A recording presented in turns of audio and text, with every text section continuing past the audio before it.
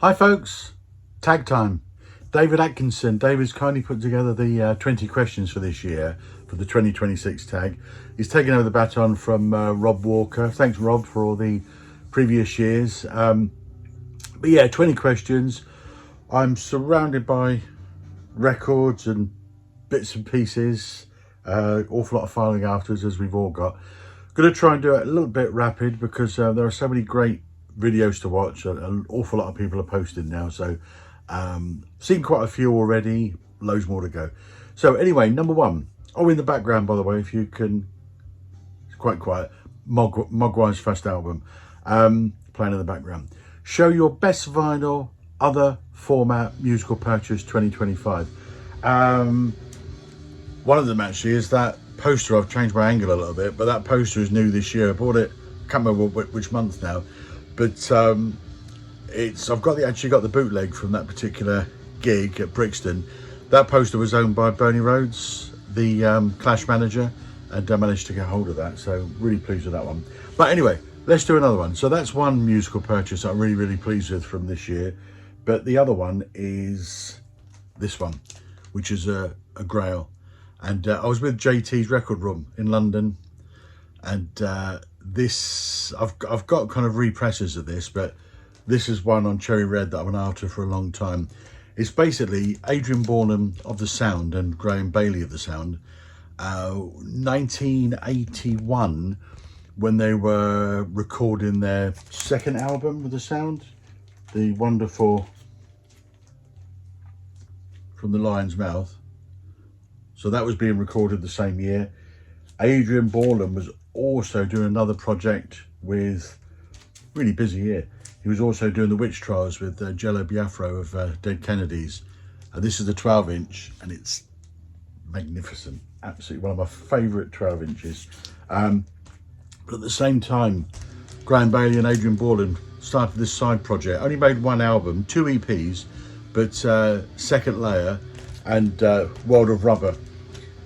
As I say, there are represses around now, but this is the original Holy Grail. So when I saw this in London when I was with JT, I got pretty excited. Fantastic album, very edgy, very dissonant, thrashy guitars, electronic, experimental. It's just an absolutely fabulous album. Love it. So that was my best purchase, I think, of 2025. So share your favorite musical experience of 2025. When I first started reading the questions, I thought, that's quite easy actually, because during the year I'd seen Public Image, I'd seen Bow Wow Wow, Adamant, Lieback, Spirit Destiny, saw quite a lot of gigs. But right way back in the year, I saw the Pretenders on the Relentless tour, and I went with my wife to this, and I don't often go with my wife to gigs because she don't want to go, so I go with friends. But I pulled this out and I thought, this is one I'll show. And surprise, when I looked at the ticket, a real ticket, wow. It was the 11th of October 2024, so doesn't time fly? That wasn't in the year, so that wanted to go back. So I think my best musical experience of the year, and I've kind of got to a time now where I've seen lots and lots of stadium gigs, Bruce, Stones, lots of bands. And I do love more intimate gigs now in much smaller places. And I saw the Theatre of Hate this year in a very small place. And I was kind of front row standing right in front of Kurt Brandon and the boys. And that was a fantastic gig. So that's the Theatre of Hate album. That's from 1982. Mick Jones of the Clash produced. Really fabulous album. This particular one, which I did pick up during the year actually, is a Japanese promo. Obviously I've got the original. And Theatre of Hate live album, same sort of period. So I'd say Theatre of Hate was certainly a really enjoyable gig for me. Gigs coming up this year, I've got tickets to see Mogwai in February, got tickets to see Echo and the Bunnymen, Cabaret Voltaire's last tour, really looking forward to that. Crikey, and others. The Skids, the Au Pairs, that's next couple of weeks' time. So yeah, it's going to be a great year. Number 3, your vinyl record collection in 10 years time. Is it bigger, smaller, or about the same? Explain why. Well, 10 years time, could be brown bread by then. 5 years time could be anytime. I've still got a wish list. I've still got growls I'm trying to track down. There's still a couple of box sets that I can't live without, which I'm trying to track down. So I'm certainly not going to intentionally reduce the size of my collection, but I guess at some point in time I've got to start trimming.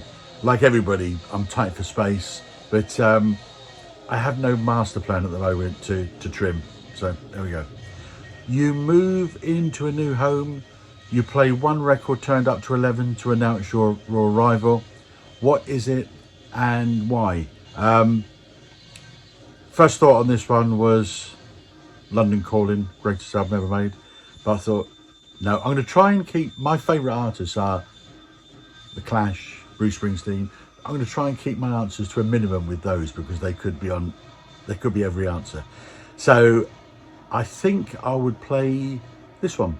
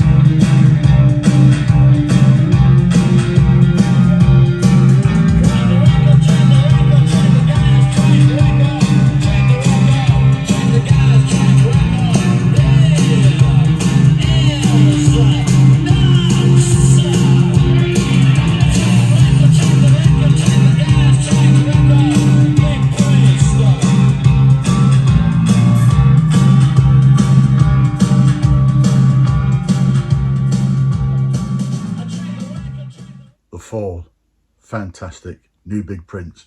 I've got that on several different albums, compilations, hits, various things.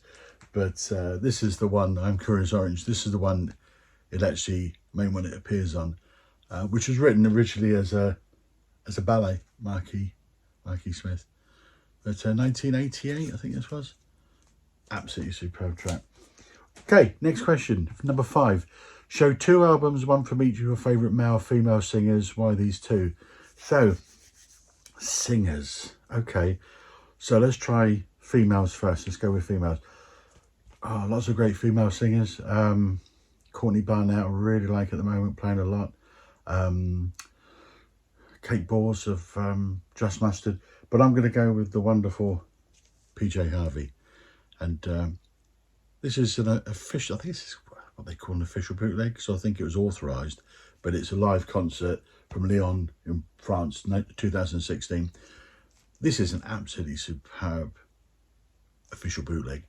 It's mostly the Hope 6 tour, Demolition Project, which is probably my favourite PJ Harvey album, but it's also got some classics on there from Let England Shake and just through her career. But this is an absolutely superb one. I love PJ Harvey. She's just along the coast from me, Bridport. Very edgy. She never tries to make the same album again. She stretches things. She experiments all the time. Didn't like her last album, but great back catalogue. But yeah, female singer, Polly Harvey. Male singer, yeah, sorry, I couldn't avoid him for long. Bruce. So 1978, my favourite Bruce album, Darkness on the Edge of Town. Just absolutely for just emotional connection. This album is just so superb.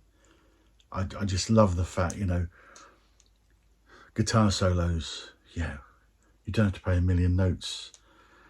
just, you know, hold on to one note sometimes. That's the emotion of the song captured. Bruce is so good at kind of just musicality, just capturing the feel of a song, of a message. Brilliant.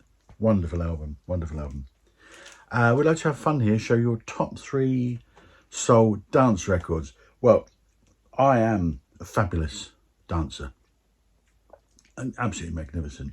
My wife doesn't agree, but I am. It's as simple as that. And one of the greatest dance albums of all time. I'm not going to show any disco album or anything like that. It's this one, the B-52's debut album. How could you not dance to this album? It is absolutely fantastic. Just a brilliant, brilliant album. And back in the day, I used to go to a lot of parties, and that often used to come on, and just everybody jumped all over the place to it. Wonderful. Dancing, there's many forms of dancing, all different things. There's kind of, you know, this is all different sorts of dancing. This is a great dance album. This is great for this. Absolutely fantastic. How can you not stand still, put that album on, jumping all over the place? Fantastic. And my third one, not this sort of dancing. Bob Marley, brilliant, legend. All the big numbers on this one. Superb album. Again, you can't stand still to that one. Different forms of dancing. Superb. Yeah, I am a superb dancer. Number 7, a real stinker. Thought of quite a few albums here actually, where there's either a bit of fodder or an absolute stinker. Revolution number 9, of course, but I won't show that one. But this is an album I absolutely love. I saw them on this tour. They were fantastic. But there's one track on this album which is just chronic, and it should never have been on there. The Police of Synchronicity. And the track I refer to is Andy Summers' Mother. Why they let Andy Summers near songwriting is beyond me. It's dreadful. I mean, even Miss Granenko, Stuart Copeland, that's a good track. I quite like that one. But a great album, but Mother is just a terrible, terrible track. But a wonderful album. Here we go. If you had to pick one album from each of the last 6 decades, what would they be? Okay. I can do that. So this may not necessarily be my favourite from that decade, because that would take me so long to think through. But for the 1960s, let's go with a masterpiece. 1969. Last album the Beat was recorded. Penultimate one they released. But this is the mispressed one. Where the apple is just out at the side there. That's a mispress.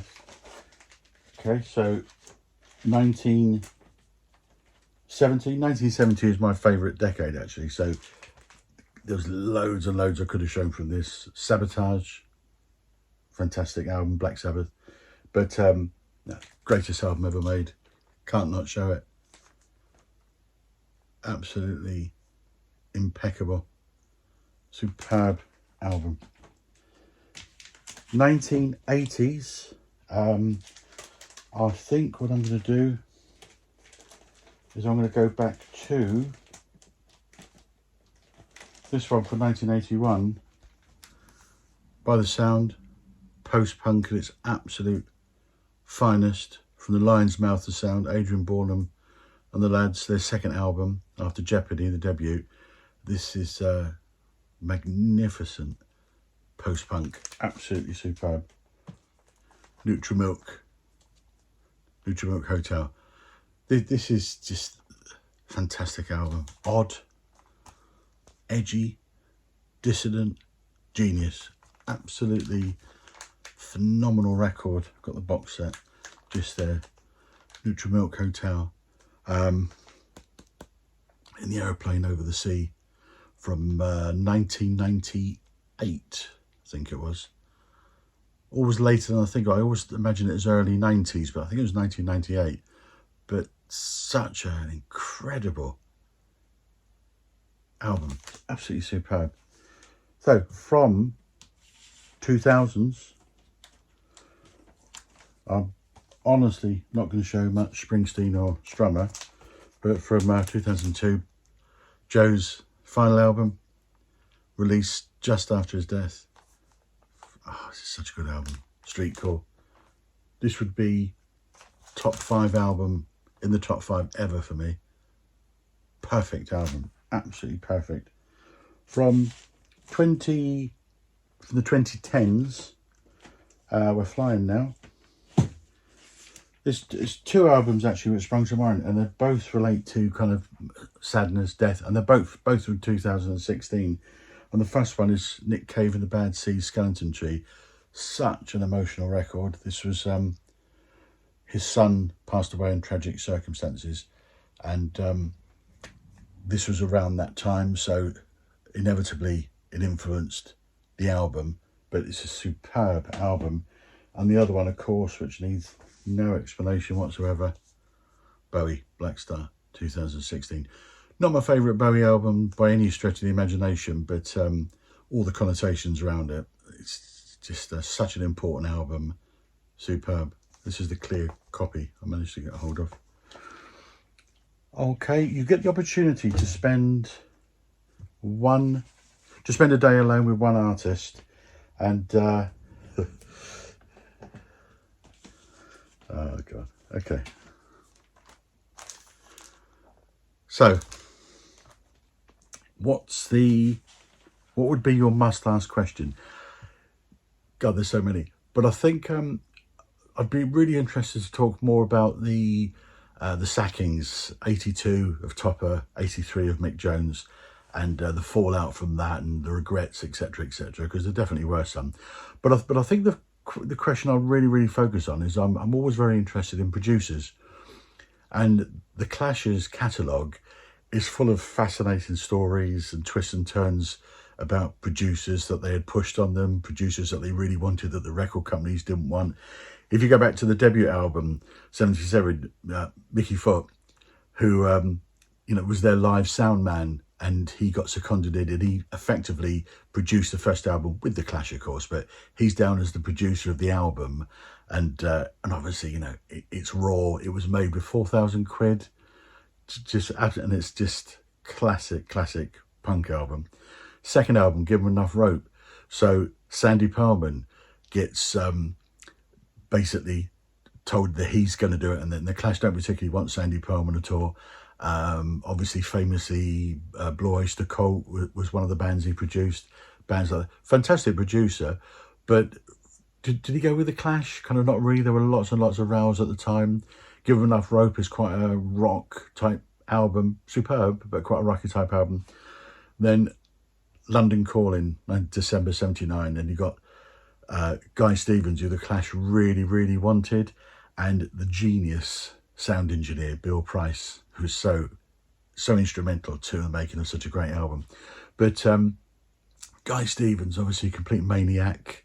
He was a drug addict, drunk, and the Clash really wanted him to produce the album.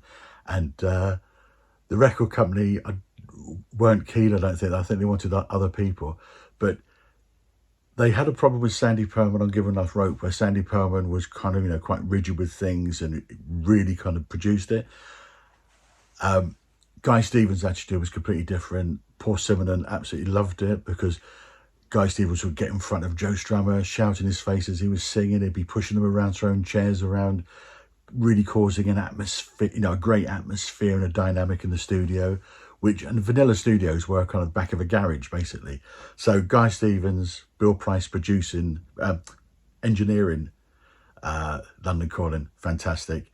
You then got Sandinista, which the Clash produced themselves. Okay, interesting. You then got Combat Rock, which Glyn Johns produced, Beatles, Glyn Johns. Yeah, lots and lots of twists and turns with that. It's not what Mick Jones wanted. He had already mixed this double album, and Glenn Johns was told by the record company to strip it all down and turn it into a single album, etc., etc. And then the final one, of course, Cut the Crap, which was produced by Bernie Rhodes, who owned that. And we all know about Combat Rock. So that would be my must-ask question for Joe. Now, David, when he was asking the questions about the decades, he didn't include the 2020s, but I thought I'd include one from the 2020s, my favourite album so far from this decade, and I guess it's got to be this one. Rolling Stones from 2023. Yeah, it got to be, isn't it? Hackney Diamonds. God, I was a bit worried about this album when it first came out because of the producer, but it just turned out so well. The strength of the material on this album, I think, is magnificent. Jagger's voice is superb. The hooks, the riffs, just the quality of the songwriting on this, I think, is superb. And the sequencing and everything, I think it just works so well, this album. So this definitely, although David hasn't mentioned the 2020s, I think this is definitely needs a mention. Stones, Hackney Diamonds. Okay, question 11. Show a record that contains a track that always brings a tear to the eye, or are you a heartless bastard? Okay, no, I am a mega blubber. Loads of tracks bring tears to my eyes, actually. Bruce Springsteen, The Rising, he made after 9/11. Some of the tracks on that, You're Missing, Into the Fire, fantastic, especially when he does them live. Oh, God, there's a whole host. But the one which... as soon as I saw the question, I thought this one instantly, which I just can't play at all. I find it just so emotional. And that's Mike and the Mechanics' Living Years. I can't even play that. The lyrics are just so kind of emotional. And it's funny as well because it's really horrible 80s type music. I think it was 88. He wrote it, Mike Rutherford wrote it with B.A. Robinson, I think. But you've got this 80s kind of vibe to it, but kind of, it's a bit cheesy and it kind of adds to it in a way. It makes it even more emotional. But yeah, the lyrics just crack me up completely. So I can't even listen to that one. But yeah, there's many other tracks. I mean, Nick Cave, Love Letter, another one, very emotional track for me. But yeah, pieces of music get me, no doubt about that. Right, show number 12. Show 3 albums from artists you've tried and tried to love, but you're questioning why you bother. Okay, that's kind of quite easy for me, really. Yeah, this guy. This is the only thing I've got by him. I think it's meant to be a classic. Not for me. Doesn't do anything for me at all. And I know someone who's actually related to him as well. And no, it does absolutely nothing for me at all. Just don't get it. Designer pop, drivel. Who else? Okay. Oh, here's one. Here's an artist which kind of I really should like, and I've got several CDs. This is the only vinyl I've got, but I've got several CDs. And apart from the Black Album, I can't get on with Metallica at all. I just find it too, I don't know, designery. I mean, the way Lars' drums are quantized is so just lacking in any kind of emotion. People love them, massive band. I'm sure they're great, but they just don't resonate for me at all. And probably the most contentious one, which I shall lose lots of subs. Hope not, but I've got several of his albums as well. But I've got several of his albums. He's obviously a very good songwriter. Hideous voice. It's Bob. Yeah, just doesn't resonate with me. I mean, why listen to that when you got this genius? Springsteen is so much better at that sort of thing. I mean, there's undoubtedly there's Dylan songs which are absolutely fantastic, really, really clever. But as I say, don't like his voice whatsoever. But as I say, but when you look at Bruce, you look at the emotion of this album, and it's so authentic, and just the way he gets it across, I just don't get that with this guy. So I know people think he's superb, and probably I'm missing something, but there we are. Just speak as you find. 13. Show an album from an artist whose character disappoints you, or can you separate the artist and the art? I do really, I can separate the artist and the art, but it does, no matter what the politics are, when you go to a gig and you get an artist who's going on and on about politics and trying to push their views down your throat, it's just so unnecessary. They're just someone else with a view. They haven't got a greater view than you or anything. I mean, just get on with the music. But I can separate it. But this guy, when it comes back to whose character disappoints you, yeah, this guy, he can irritate big style. I mean, when he was in the Police, they were magnificent. I've got everything by the Police, plus some. As I say, I saw them last tour, Synchronicity tour, and they were magnificent, fantastic. And then about a year later, at the same venue in Brighton, I saw Sting on his first solo tour, and he had a jazz ensemble with him, and it was so tedious, self-indulgent drivel. It was awful. He was so far up his own backside. He met Bono up there somewhere. Yeah, just so irritating. I do like Sting. He's done some fantastic things. I mean, Soul Cages, I thought, was a really good solo album. The Last Ship, that whole project, I thought that was really good. That was clever. But when he gets the lute out, it's just...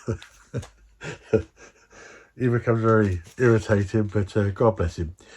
14. If you had to sell all your vinyl along with your record player, show one album you would hold on to as a keepsake. That's easy for me. It's this one, which I know every lyric inside out, back to front. Neil Diamond, early Neil Diamond this is. And this was a record owned by my dad, and he loved Neil Diamond, and he sang this at the top of his voice all the time. And often we'd be watching the television when I was a kid, and he'd have his headphones on, sitting in the corner of the room. He'd be bellowing out all these songs, so I know them inside out. And I like them as well, been drummed into me, I guess. But this was his, and this is the one record which would never leave my side. Okay, 15. Discuss your VC highlight of 2025. If there's a video link here, it could be a meetup or some event. This is a really easy one for me. JT Record Room, JT. I'm from Reno, of course. We all know and love him. He came over to London, and we teamed up for a day. We went to about 7 record shops, and we had a fantastic time. He is such a great guy. I hope to reciprocate sometime and get over to Reno. But we had such a good time. We bought lots and lots of records between us, just non-stop talking. We had really good fun. So that was definitely my VC highlight of 2025. 16, name your favourite music biopic, if you have one. Well, I had VCRT from Berwickshire Mike a few years back. Very kindly, Berwickshire Mike sent me some wonderful things over the years. And this was one of them, Control. The Joy Division by Ian Curtis. This is really good. The acting is fantastic. They capture the whole atmosphere of the time. You learn so much from it. It's superb, really, really superb. But that isn't my number one. A very strong number 2. We haven't even got the DVD out yet. I think it comes out in February, and the Blu-ray comes out in February, I think it is. But I recently saw, and I've seen it about 3 times now, Springsteen's Delivered Me From Nowhere. Oh God, it is so good. It's probably not for the casual Springsteen fan, because it is very dark, probably not what people expect, but it all centers around the making of Nebraska. So the whole time period is kind of 81, 82-ish. He's just come off the River tour, River, which came out in 1980, and he's writing the follow-up, and the record company have got very, very different views to Bruce. Bruce is about 31, 32 at this time, and so he wants to make something quite introspective, very much about his growing up, his father, his mother, and it's quite as I say, it's a very dark film. You really get a feel of the mental problems that Bruce had at the time, and obviously still continues to have through his career.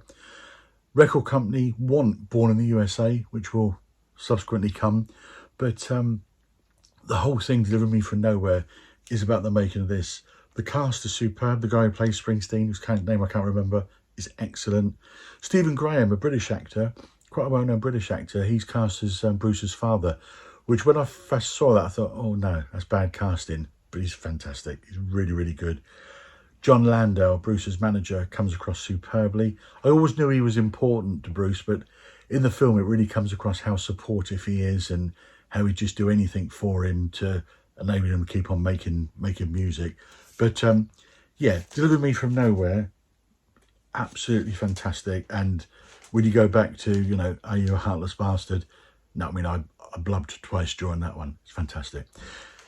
17. Give 3 reasons why jazz matters and show your favourite album. All I can say is I just get no emotional connection from jazz whatsoever. Music for me has really got to connect, excite you, make you emotional. Jazz just doesn't do anything for me at all.